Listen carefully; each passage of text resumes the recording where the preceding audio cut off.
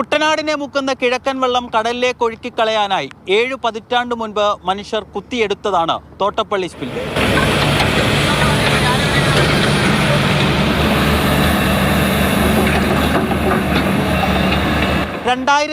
ിലെ പ്രളയത്തിന് ശേഷം മഴ എത്തുന്നതിന് മുൻപേ തന്നെ പൊഴി മുറിക്കാറുണ്ടായിരുന്നു.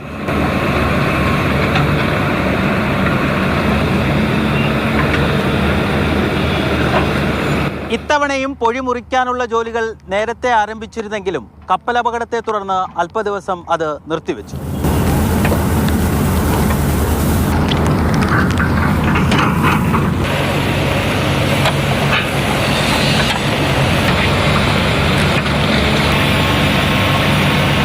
വ്യാഴാഴ്ച പൊഴി തുറന്നെങ്കിലും പൂർണ്ണമായി മണൽ നീക്കണമെങ്കിൽ ഇനിയും കുറച്ചധികം ദിവസം വേണ്ടിവരും. ഇപ്പോൾ കുട്ടനാട്, അപ്പർ കുട്ടനാട് മേഖലയിൽ ഉണ്ടായിരിക്കുന്ന വെള്ളക്കെട്ടിൻ്റെ ഒരു കാരണം പൊഴി മുറിക്കാൻ വൈകിയത് തന്നെയാണ്. ബോണിയം വർഗീസിനൊപ്പം രഘുനാഥ് നാരായണൻ, മാതൃഭൂമി ന്യൂസ്.